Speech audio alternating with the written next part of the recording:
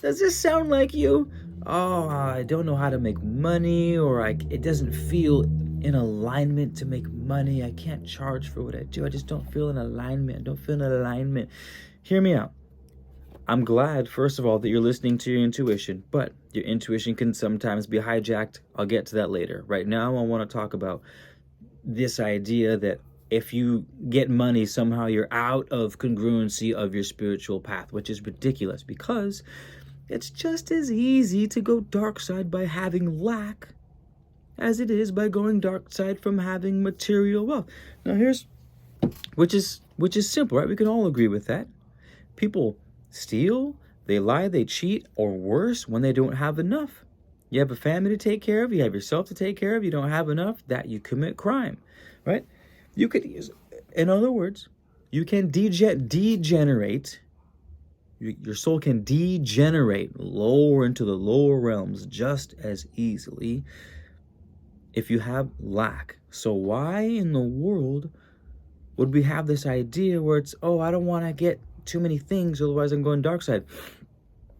This is important because the spiritual world, the ones who are the spiritual world, whether, and when I say spiritual, I mean good or bad, the spiritual world knows how to tap into frequencies to get what they want. That's what it means to be spiritual, to understand that everything comes from spirit, and to furthermore understand that matching vibrations, matching frequencies of the things you want tends to get you the things that you want because you resonate with them, yada, yada, yada. So I would like people in the spiritual world to learn how to tie themselves into frequencies of things that they want so that they can manifest what they want, money included, because let's be real, the soul cannot be at ease if it's always worrying about dental bills, if it's worrying about taking care of its children, if it's wondering how it's going to put food on the table next week. These are stresses, these are taxes.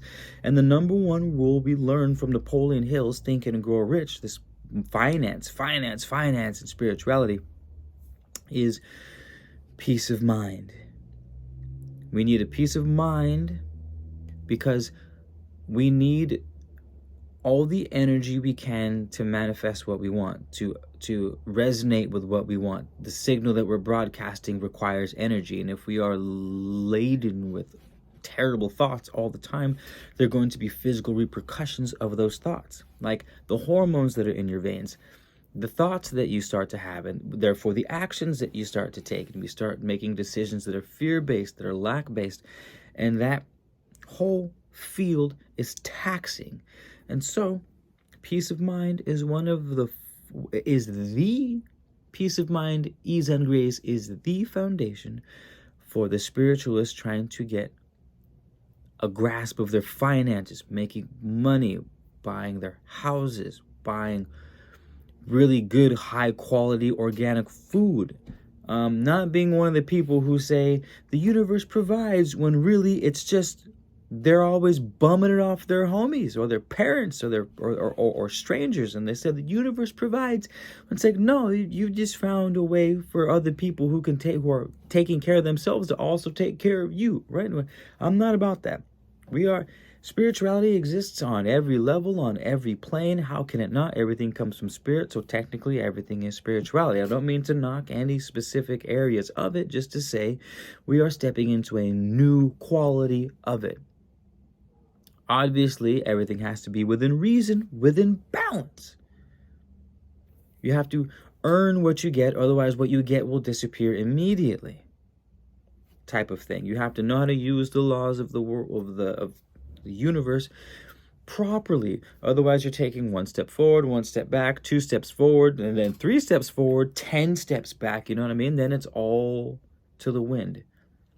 You're all passive, you're all receiving, you're all go with the flow, you're no structure, you're no definition of purpose, right? We need them both. We need the definition of purpose to set up our lazy river, and then we need to have the emotional capacity and engage in that sort of feminine aspect where we can let go and not worry about the nuances of the river from day to day. We've constructed the river, we know the destination, we know roughly what direction it's going in, and we're going to have fun along the way. We got to blend them both.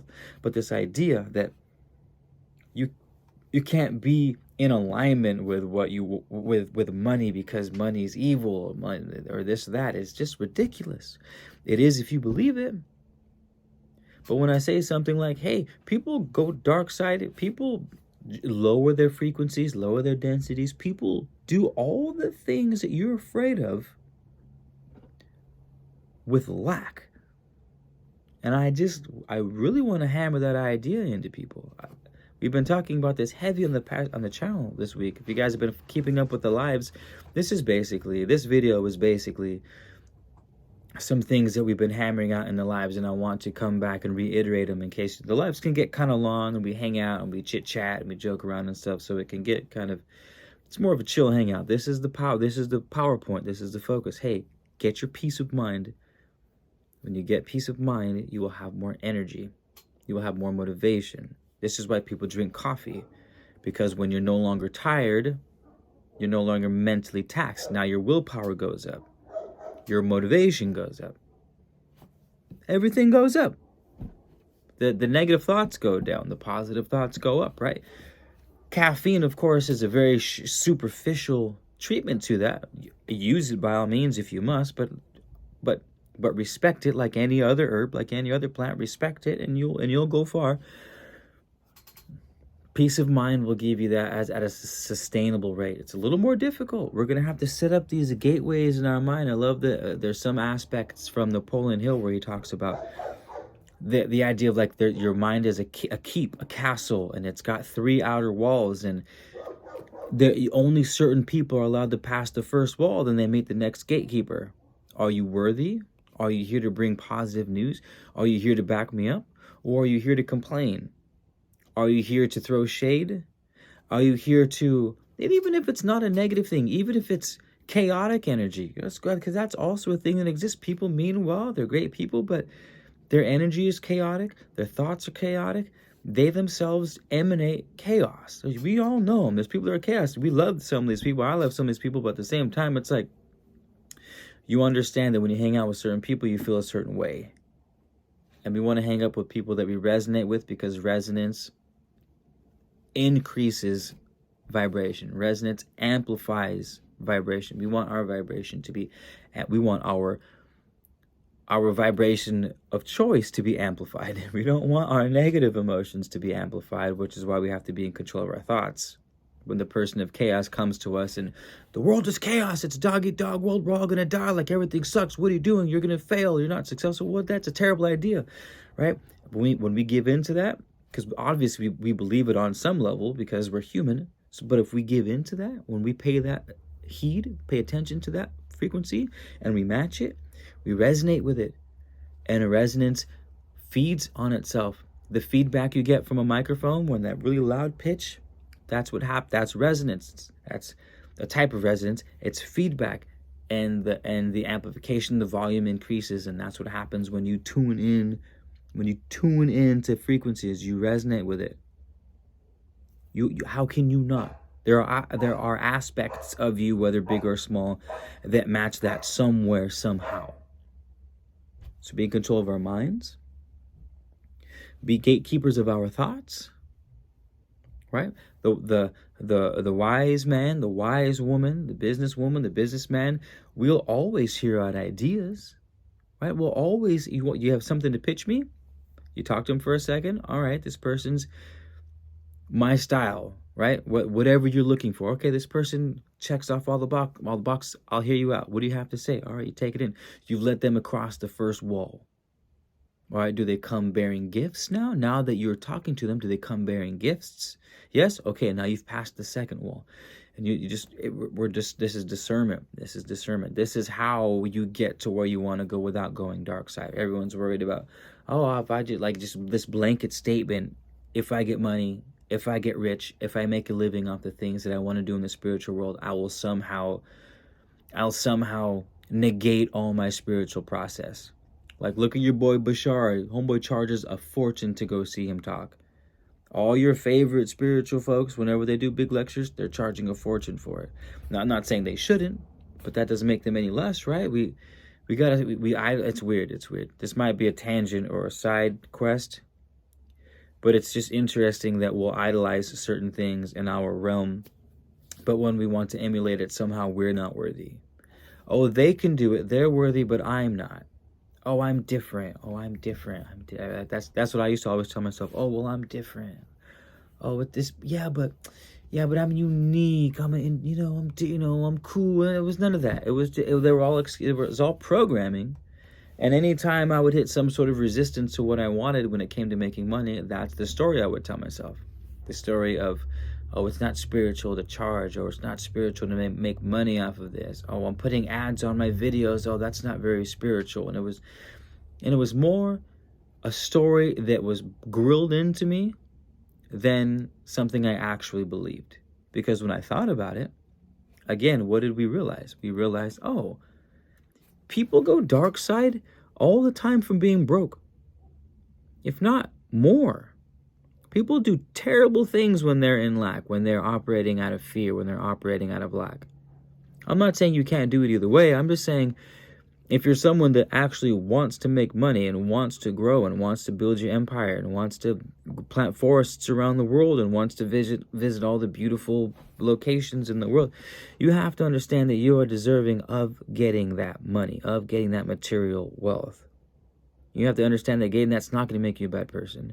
You have to understand that not getting that could make you a bad person too. So why would you go without? This is an abundant world. Why would you demonize some of the abundance? Demonize what you do with it. I guess if you want to demonize anything, I would say don't demonize anything. Like I said, if your number one goal is peace of mind, then you're going to do right. You're going to do right. If you cheat, lie, steal to get money, are you going to have peace of mind? Absolutely not. So you're going to fail. You're going to burn out your vessel. You're going to go dark side. You're going to look like one of the Sith Lords. Notice how all the Sith, which are the bad guys of Star Wars, how they are all just look twisted and demented, and their eyes are crazy colors, and their skin's all mottled. No, talk like this. It's all around us. That's a representation of the dark side. It's chaos. It's extraordinarily powerful, but there's no controlling it. It's all chaos. It's all emotion. It's all feminine. It's all just pure, unadulterated energy without direction, and it's destructive. It is insanely destructive. It will destroy your vessel. You won't have peace of mind. So just tell yourself, hey, I'm going to make all the money in the world. All the money in the world. But I'm going to do it or I'm sleeping well at the end of the day. I have that peace of mind. I'm helping others. I'm helping myself. I'm growing forests. I just built 2 pyramids last year. 2 pyramids. You know what I mean? I got people coming from all over the world doing sound baths inside the pyramid that I built. Just UFOs have been popping up now because they know what's good, right? The Atlanteans are coming. The Hollow Earthians are saying, yo, my boy Keith's got pyramids going over here. What's good? Or do you think they're going, oh, no, Keith got all this money and he's building pyramids? Oh, we're definitely lowering the vibration on that one. That's silly. It's silly. It's silly. So I hope that, what would be a good call to action for this video? If I say out loud, don't be afraid of making money if it's somehow out of alignment with being a spiritual person. If I say that and then I follow it with, because you can fall out of alignment with spirituality by being broke just as easily. I just want that to trigger something for you. Because I've had this conversation with at least 4 or 5 people. I had the thought maybe a week ago. And I've had the conversation with a couple of people. And they're all like, oh, right? Why have I never heard that before? Why has no one ever been like, hey, dude, you actually act like a piece of shh. Every time you're broke, you're always complaining. You're always bickering. You're always down. You don't want to leave the house. You're just kind of mopey. Misery loves company, so you're always trying to drag people down with you. And it's like,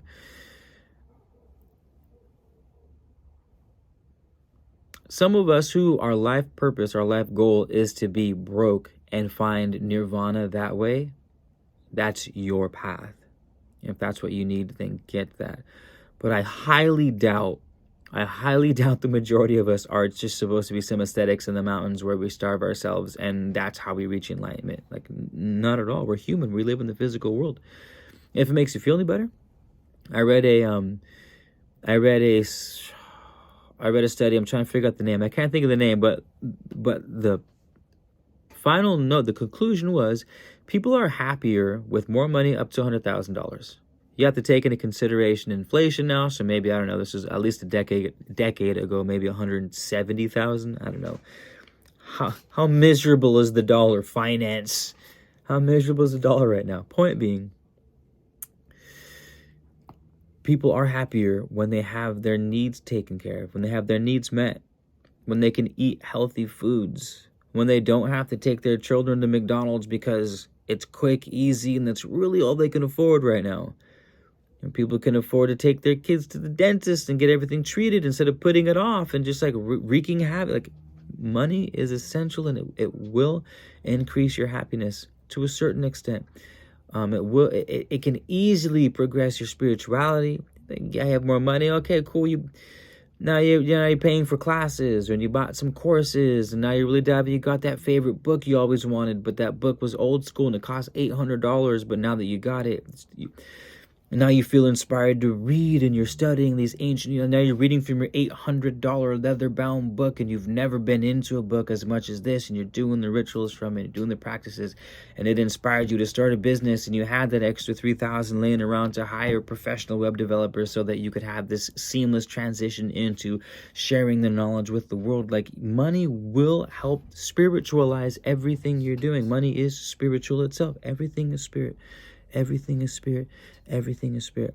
So if I may plant 1,000,000 seeds into your subconscious, that I promise you, making money is congruent with your spiritual practices. For the most part, I promise. Just proceed with ease and grace. Be calm. Take your deep breaths as often as possible. Remember, as Richie says, remember to breathe. Remember to breathe.